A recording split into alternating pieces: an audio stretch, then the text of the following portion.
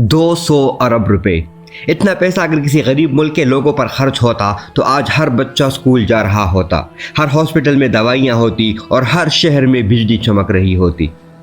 आप सब ने कोहिस्तान मेगा स्कैंडल की न्यूज़ तो सुनी ही होगी, लेकिन आज जब आपको इसकी एक्चुअल डिटेल्स के बारे में पता चलेगा कि इस स्कैंडल में क्या क्या ट्रिक्स यूज़ की गई थी और कौन कौन से ऑफिसर्स इस स्कैंडल में शामिल थे, तो आपके रोंगटे खड़े हो जाएंगे कि हमारा सिस्टम इतना करप्ट है कि कोई भी बस थोड़ी सी रिश्वत या पावर का यूज़ करके आम आवाम के 200 अरब रुपए जो कि आम लोगों की डेवलपमेंट के लिए मुख्तस हुए थे, इसे बड़ी आसानी से चोरी कर लेता है और कोई कुछ भी नहीं कर पाता।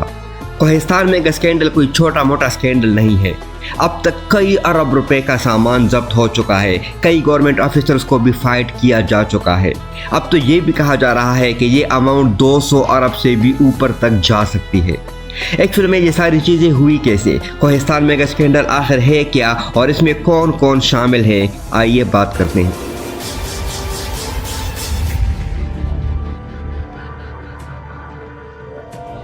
पख्तूनख्वा में 40 अरब रुपए की मुबैना करप्शन के केस में अहम तफसीलात सामने आ गई हैं। कोहिस्तान मेगा करप्शन स्कैंडल में 8 अहम मुलजिम गिरफ्तार। कोहिस्तान करप्शन स्कैंडल में गिरफ्तार 4 मुलजमान को एहतसाब अदालत में पेश कर दिया गया है। अब इनका प्रोजेक्ट कंप्लीट हो जाता है तो 10% रोक लिया जाता है। 25 अरब की रिकवरी की गई है, जिनमें 109 मकानात भी शामिल हैं, जबकि 77 गाड़ियाँ इसमें रिकवर की गई हैं। शफाफ तहकीकात के लिए वज़ीर आला फौरी इस्तीफा दें। ये कहानी शुरू होती है KPK के एक डिस्ट्रिक्ट अपर कोहिस्तान से, जो कि पाकिस्तान के मोस्ट अंडर डेवलपमेंट इलाकों में से एक है। यानी ना तो यहाँ पर प्रॉपर रोड्स है, ना बेहतरीन अस्पताल और स्कूल्स की तादाद भी बस नॉर्मल ही है।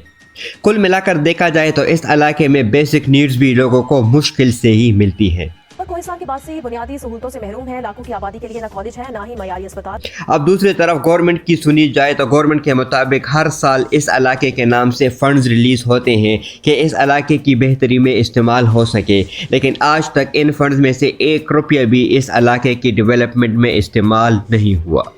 सवाल आखिर ये उठता है कि वो पैसा जा कहाँ रहा है। तो देखिए, ये 2019 का वो टाइम था कि जब पाकिस्तान में PTI यानी इमरान खान की हुकूमत थी, जिनका हुकूमत में आने का बस एक ही मकसद था कि मैंने मुल्क से करप्शन को ख़त्म करना है और करप्ट पॉलिटिशियंस को मुल्क से बाहर निकालना है। मैं पहुंचाऊंगा तकलीफ इनको, मैं आज कह रहा हूँ कि इनको तकलीफ पहुंचाऊंगा, इनको रुलाऊंगा मैं। अब इस प्रैक्टिकल टाइम में होता ये है कि जो अपर कोहिस्तान और इसके इर्द गिर्द का इलाका है, यहाँ पर सर्वेलेंस बहुत कम हुआ करती थी। यानी ये चेक करना कि जो फंड जिस काम के लिए रिलीज़ किए जा रहे हैं वो काम हो भी रहा है या नहीं, क्योंकि इस टाइम की PK हुकूमत का मेन टारगेट पंजाब में बैठे हुए पॉलिटिशियंस को बाहर निकालना था और इन सब चक्करों में इसी वीक सर्वेलेंस का फ़ायदा उठाया जाता है। इस स्कीम का मास्टरमाइंड शफीकुर रहमान कुरैशी, और अब यहाँ से स्टार्ट होता है KPK हिस्ट्री का सबसे बड़ा स्कैम। हर साल की तरह साल 2019 में भी गवर्नमेंट की तरफ से अरबों रुपए का फंड्स अपर कोहिस्तान के लिए मुख्तस किया गया था। इन पैसों से यहाँ पर आवाम के लिए स्कूल्स, ब्रिजेस, रोड्स या फिर हेल्थ फैसिलिटीज़ बनाने थे। इन इलाकों के हालात थे ही ऐसे कि इन्हें इन फंड्स की ज़रूरत भी बहुत ज़्यादा थी, लेकिन इससे पहले कि ये फंड्स आम आवाम तक पहुँचते, इससे पहले ही इन पैसों को गायब कर दिया जाता था। अब यहाँ पर होता क्या था कि जो शफीक रहमान कुरैशी था, ये एक डिस्ट्रिक्ट अकाउंट ऑफिसर था और ये अपनी पावर का इस्तेमाल करके डेवलपमेंट प्रोजेक्ट्स के नाम पर फेक चेक्स अप्रूव किया करता था, ये जानते हुए भी कि इन चेक्स से आज तक न कोई काम हुआ है और ना ही आइंदा कभी कोई काम होना है।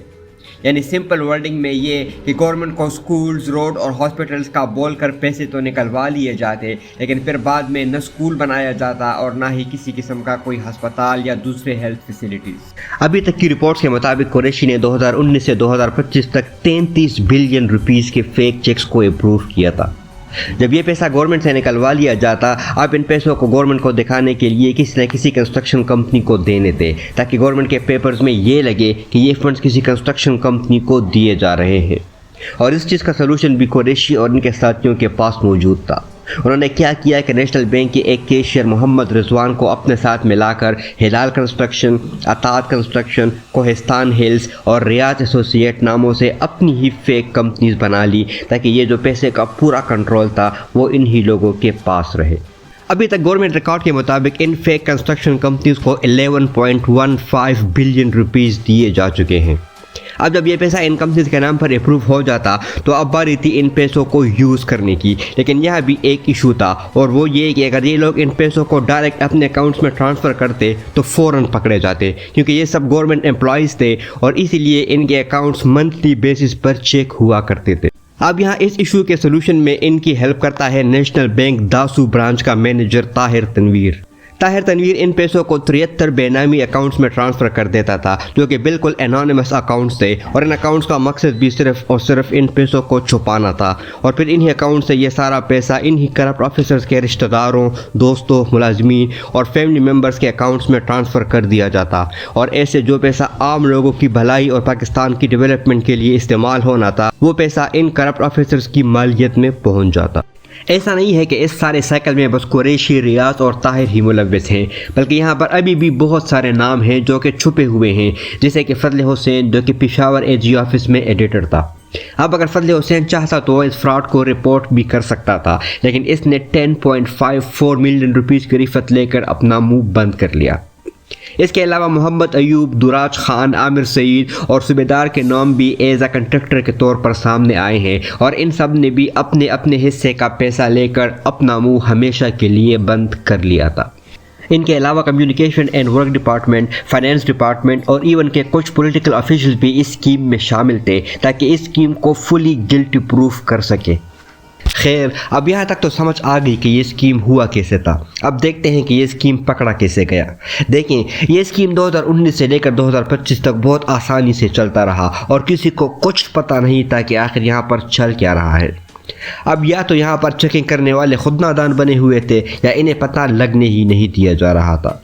खैर, अब होता क्या है, अप्रैल 2024 में एक नए एजी ऑफिसर नसीरुद्दीन सरवर को KPK में ट्रांसफ़र किया जाता है, और फिर यही न्यू ऑफिसर मई 2025 में यह नोटिस करता है कि 2293 ट्रेजरी चेक्स, इनका रिकॉर्ड सिरे से मिसिंग था, और जिन अकाउंट्स में ये पैसे ट्रांसफ़र किए गए हैं, इस ऑफिसर्स को इन अकाउंट्स पर भी शक होता है। इसके बाद ये ऑफिसर एक और ट्रांजैक्शन देखता है जो कि 3.47 बिलियन रुपीज़ की थी, और ये पैसा डायरेक्टली किसी मोहम्मद अयूब नामी कॉन्ट्रैक्टर के नाम पर ट्रांसफ़र किया गया था, और यही ट्रांजैक्शन इस न्यू ऑफिसर की शक में और इजाफा करती है कि हो ना हो यहाँ कुछ न कुछ गड़बड़ ज़रूर है। और इसी के बाद ये न्यू एजी ऑफिसर यानी नसीरुद्दीन सरवर अपनी तरफ से तहकीकात का आगाज़ करता है, और कुछ ही देर बाद इन्हें इस स्कीम की सारी समझ आ जाती है। अब जब नेब को इसके बारे में पता लगता है तो नेब भी इस पर अपनी तहकीकात का आगाज़ करती है।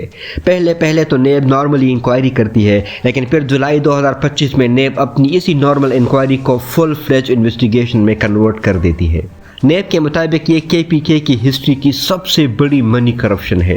खैर, रेड का सिलसिला शुरू हुआ, छापे मारे गए और सस्पेक्ट को अरेस्ट किया गया, और फिर उन्होंने जो रिकवर किया इसने पूरी पाकिस्तानी कौम को हिला कर रख दिया। अभी तक हालिया कार्रवाई में 19 गवर्नमेंट एम्प्लॉयज़ को सस्पेंड कर दिया गया है। इसके अलावा नेब ने इस स्कीम के 8 मेन सस्पेक्ट को भी अरेस्ट कर लिया है। अभी तक के 77 लग्जरी गाड़ियाँ, जिनमें Mercedes, BMW, Audi, Toyota, land cruiser वगैरह शामिल हैं, 109 प्रॉपर्टीज़, 1 बिलियन से ज़ायद का कैश, 3 किलोग्राम से ज़्यादा सोना और 73 बैंक अकाउंट जिनमें 5 अरब रुपए मौजूद थे, इन सब को जब्त कर लिया गया है। यहाँ पर हैरानी और दुख वाली बात यह है कि ये सब उस पार्टी के दौर में स्टार्ट हुआ था जिनका मोटो ही मुल्क से करप्शन को ख़त्म करना था। अब कहा यह जा रहा है कि ये सब इमरान खान या इसके जो करीबी साथी थे, इनकी सरपरस्ती में हो रहा था। आपका इस बारे में क्या ख्याल है? सवाल का जवाब कमेंट सेक्शन में ज़रूर दें, और वीडियो अच्छी लगी हो तो वीडियो और चैनल को लाइक, सब्सक्राइब और शेयर ज़रूर करें। Thank you.